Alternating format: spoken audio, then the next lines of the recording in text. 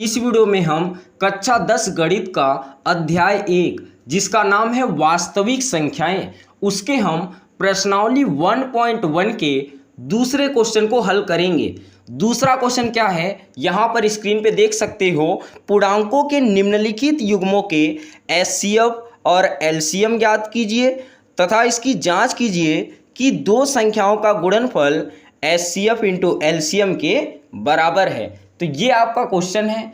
आपको दो संख्याएं दी रही होंगी और आपको क्या करना है, उनका एचसीएफ और एलसीएम निकालना है। तो मैं आपको एक छोटा सा तरीका बताता हूं जिससे आप किन्हीं भी दो संख्याओं के एचसीएफ और एलसीएम बड़े आसानी से निकाल सकते हो। तो मान लीजिए आपके पास दो संख्याएं हैं, पहली संख्या ए है और दूसरी संख्या बी है। आपको क्या करना है, ए और बी का एचसीएफ और एलसीएम निकालना है। तो आपको सबसे पहले ए का गुणनखंड करना है। मान लो गुणनखंड करने के बाद जो संख्याएं मिली वो क्या मिली, 2 गुणे 2 गुणे 3 गुणे 5। और इसी प्रकार जब आप बी के गुणनखंड किए तो आपको संख्याएं मिली 2 गुणे 3 गुणे 3 गुणे 7। ठीक है, तो ये आपको संख्याएं मिली। अब आपको क्या करना है, ए और बी का क्या निकालना है, एचसीएफ। तो दोस्तों एचसीएफ निकालने के लिए आपको ये देखना है कि कौन सी संख्याएं दोनों में है। जैसे 2 मैच कर रहा है दोनों में, ये वाला 2 कोई और 2 है नहीं है तो इसको छोड़ दो। ये 3 इससे मैच करा दो। अब ये वाला 3 इससे कहीं पे मैच नहीं करेगा क्योंकि यहाँ पे अगला 3 नहीं है। 5 यहाँ पे नहीं है, 7 यहाँ पे नहीं है। तो यहाँ पर एचसीएफ निकालने के लिए जो संख्याएं दोनों में हो उसको एक बार लिखो, जो संख्याएं दोनों में हो उसको एक बार लिखो, उसका क्या करा दो, गुणनफल करा दो। तो ये क्या निकल के आ जाएगा, एचसीएफ आपको गुणा कराना है, कितना आ जाएगा, 6 आ जाएगा। इसी प्रकार आप ए और बी का क्या निकाल सकते हो, एलसीएम। एलसीएम निकालने के लिए आपको ये देखना है कि जो संख्याएं दोनों में हो उसको तो लिखो ही, 2 और 3 दोनों में है। और जो संख्याएं छूट गई हों उसको भी लिखो। जैसे 2 छूट गया, इसको भी लिखो। 3 छूट गया, इसको भी लिखो। 5 छूट गया और 7 छूट गया। आपको इसका गुणनफल करा देना है और जो आएगा वही क्या हो जाएगा, ए और बी का एलसीएम। तो इस तरीके से आप किन्हीं भी दो संख्याओं के एचसीएफ और एलसीएम निकाल सकते हो। तो चलिए अब हम इसके पहले क्वेश्चन को हल करते हैं। पहला क्वेश्चन है 26 और 91। सबसे पहले आपको वही काम करना है, 26 और 91 का गुणनखंड करना है। जब आप 26 के गुणनखंड करोगे तो क्या मिलेगा, सबसे पहले 2 से काटो, 2 एक कम 2, 2 तिहाई 6।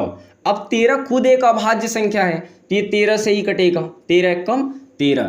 तो यहाँ पर 26 के गुणनखंड करने से कौन कौन सी संख्याएं मिली, 2 और 13। इसी प्रकार आपको क्या करना है, 91 का गुणनखंड करना है। जब आप 91 का गुणनखंड करोगे तो सबसे पहले ये किससे कटेगा, 2 से तो कटेगा नहीं, ये सीधा सीधा 7 से कटेगा। 7 एक कम 7, 2 बचा, उधर गया तो 21, 7 त्रिक 21, 13 आया और 13 खुद से कटेगा, 13 एक कम 13। इसी प्रकार जब आप 91 का गुणनखंड करें तो आपको क्या मिला, 7 और 13। अब आपको क्या करना है, अब आपको 26 और 91 का क्या निकालना है, एचसीएफ।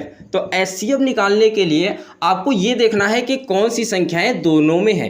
तो यहाँ पर आप देख सकते हो 13 दोनों में है और जो दोनों में हो उसको एक बार लिख दो। तो ये क्या निकल के आ गया, इसका एचसीएफ निकल के आ गया। और आपको इसी प्रकार 26 और 91 का क्या निकाल लेना है, एलसीएम निकाल लेना है। एलसीएम निकालने के लिए आपको ये देखना है कि कौन सी संख्या दोनों में है। जो दोनों में है उसको एक बार लिखो और जो छूट गया उसको भी लिखो, 2 और 7। तो आपको इसका क्या करा देना है, गुणा करा देना है। जब आप गुणा कराओगे तो इसका आंसर आएगा 182। तो ये इसका क्या निकल के आ गया, एलसीएम। अब आपको क्या करना है, आपको प्रूव करना है। क्या प्रूव करना है, प्रूव ये करना है कि क्या दो संख्याओं का गुणनफल उनके एचसीएफ और एलसीएम के गुणनफल के बराबर है कि नहीं। ये दो संख्याएं कौन सी है जो आपको यहाँ पर दी गई है, 26 और 91। तो ए की जगह पे 26 और बी की जगह पे 91। एचसीएफ कितना निकल के आया, एचसीएफ निकल के आया 13। एलसीएम कितना निकल के आया, 182। अब दोस्तों जब आप 26 में 91 का गुणा कराओगे तब निकल के आएगा 2366, और जब आप 13 में 182 का गुणा कराओगे तब पर भी कितना आएगा, 2366। तो यहाँ पर आप देख सकते हो जो लेफ्ट हैंड साइड है वो किसके बराबर है, राइट हैंड साइड के बराबर है। तो हम क्या लिख देंगे, हेंस प्रूव्ड। आपको यही प्रूफ करना था कि क्या दो संख्याओं का गुणनफल इनके एचसीएफ और एलसीएम के गुणनफल के बराबर है कि नहीं, यही आपको प्रूफ करना था, जो कि प्रूफ हो गया। इस तरीके से आप दूसरे के पहले क्वेश्चन को हल कर सकते हो। चलिए अब हम इसके दूसरे क्वेश्चन को हल करते हैं। दूसरा क्वेश्चन है 510 और 92।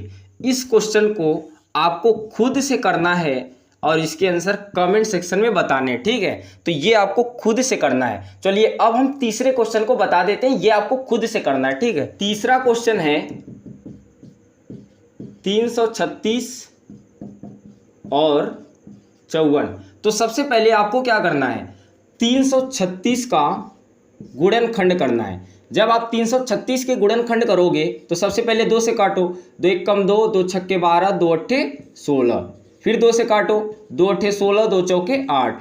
फिर से 2 से काटो, 2 चौके 8, 2 दूनी 4। फिर से 2 से काटो, 2 दूनी 4, 2 1 कम 2। अब ये 2 से नहीं कटेगा, अब 3 से काटो, 3 सत्ते 21। अब किससे कटेगा, 7 से, 7 1 कम 7। तो ये क्या निकल के आ गए, ये 336 के अभाज्य गुणनखंड। तो यहाँ पे लिखेंगे 336 बराबर 2 गुणे 2 गुणे 2 गुणे 2 गुणे 3 गुणे 7। तो ये निकल के आ गए 336 के अभाज्य गुणनखंड। इसी प्रकार आपको किसके निकाल लेने हैं, 54 के।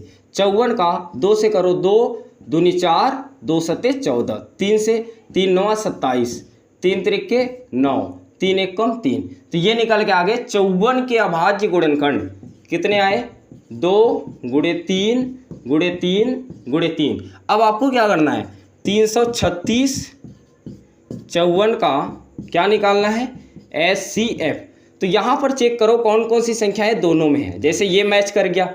अब यहाँ पे 3 बार 2 है, यहाँ पर एक भी बार नहीं है। यहाँ पे 3 बार 3 है, यहाँ पर एक ही बार है, तो एक ही बार से मैच कराओगे। अब ये 2 खाली चले गए। 7 यहाँ पर है, यहाँ पे नहीं है। तो जो दोनों में हो उसको एक बार लिखो, जो दोनों में हो उसको एक बार लिखो। तो इसका आंसर आ जाएगा 6। ये क्या निकल के आ गया, एचसीएफ। इसी प्रकार 336 और 54 का क्या निकाल लेना है, एलसीएम निकाल लेना है। एलसीएम में आपको क्या करना है, जो दोनों में हो उसको तो लिखना ही पड़ेगा, जो दोनों में हो उसको लिखना ही पड़ेगा। अब आपको ये देखना है कौन कौन से छूट गए, 1 2 3। 3 बार क्या छूट गया, 2 छूट गया। 1 2, 2 बार क्या छूट गया, 3 छूट गया। और क्या छूट गया, 7। ये क्या निकल के आ गया, इसका एलसीएम निकल के आ गया।